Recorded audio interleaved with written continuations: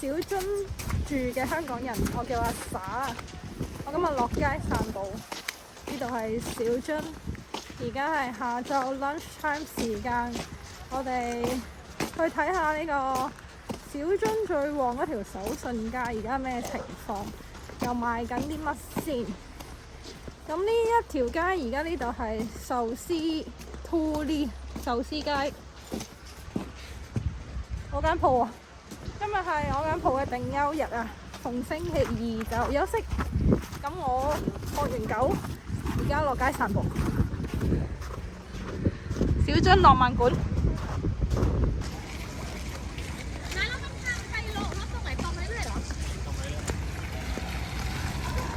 基本上嚟小樽玩，除咗去運河之外，就係行呢條手信街，最多俾你靚天嘅時候去埋天狗山睇日落，夏天嘅時候水族館有埋Outdoor玩。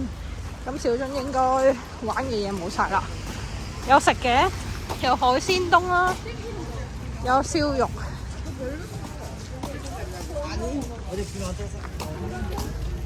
陪我落街散步，我落街散步就係散小樽最旺嘅手信街，Sakai Machi。我咧其實有一間拉麵鋪咧，就係呢一間，好想介紹俾你哋，但係佢而家咧冇開門啦。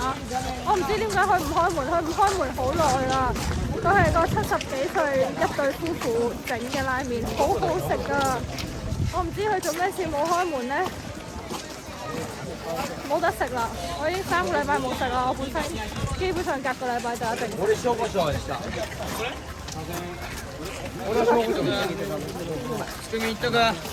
呢條 Sakai Machi 最多就係玻璃嘢賣咯。咁而有啲咩必食嘅咧？你問我，覺得係雪糕啦，同埋 Little 嘅 cake 咯。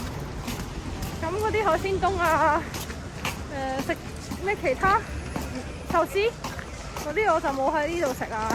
我梗係去翻啲平民嘅地方食㗎啦。但係呢度行下係舒服嘅。係好旅行 feel 嘅，的確。我每日就係落街嘅旅行 feel， 好搞笑。記得離開呢個 Sakai Machi 咧，行下街，食下嘢，夜晚晚餐前冇嘢做咁點算咧？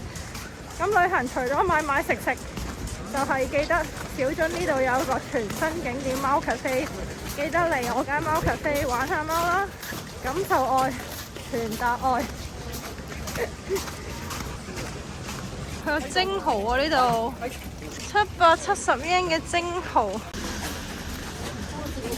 不如我哋轉頭入去，就係小樽最出名嗰間 Little 直擊咧，買手信嗰間先。我都冇拍過入邊。我咁樣揸住個電話入去咧 ，YouTuber 咁拍法咧，會唔會問嘅咧？其實我想講，我嚟開鋪嘅時候咧，已經俾呢個店名咧完全地吸引住啦。係真係可以咁樣寫嘅咩？又話景觀條例好嚴嘅，你睇下，一期一會小樽家，小樽 No.1 幸運嘅店鋪，小樽最幸運的店喎。佢呢個名，佢憑咩話自己係最幸運嘅店？我會話我間鋪小樽最浪漫嘅店，咁樣講唔係幾好。我要講小樽最能傳達愛嘅店就係貓傳說之地，你覺得傳說係乜啫？其實咧，我都唔知嗰啲 cake shop 啊，即係小樽最出名嗰間啦，或者啲音樂黑館咧，我可唔可以咁樣拍嘅咧？佢係人都知我係拍緊 video 嘅喎，我嘅手伸到咁長。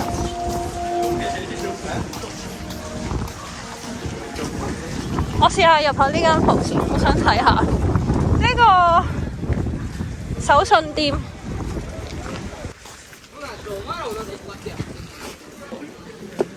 今日好多日本人嘅遊客喎。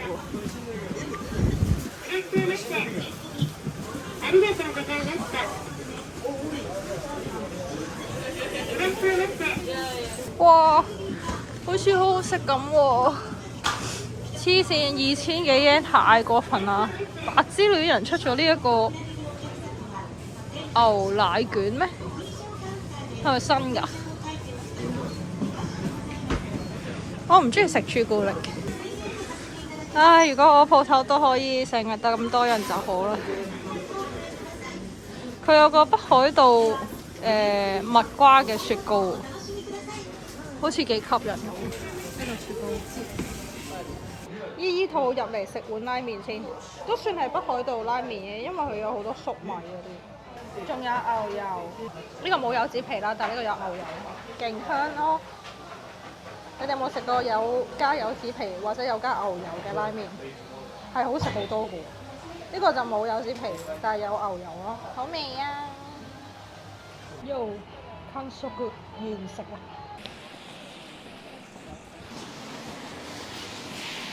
叮叮叮叮，呢個就係小津必到嘅洋果子 cake shop。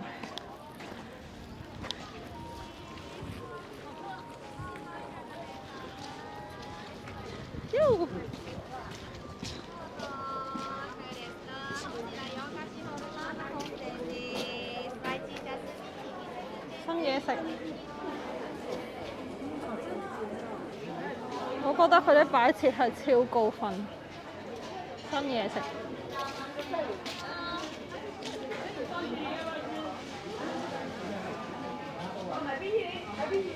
我咧本身咧係好中意食佢嘅 cheesecake 嘅。我記得呢個係幾好食，貴咯，但係係咪？即係呢個最 original 嗰個，好誇張喎！啲大媽狂食喎，哇！咬住支牙籤。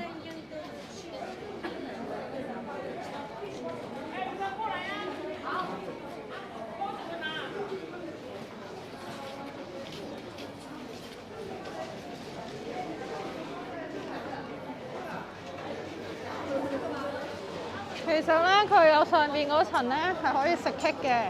而家咧好似有份好新嘅嘢食嘅。段段呢個有本店限定啦。哇！其實又唔算好貴嘅。好多年前我嚟旅行咧，我自己就食過一次啦，應該。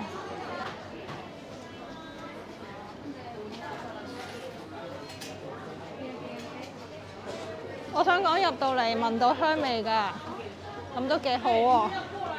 我純粹係滿足自己散步意欲㗎，我冇諗住買嘢㗎。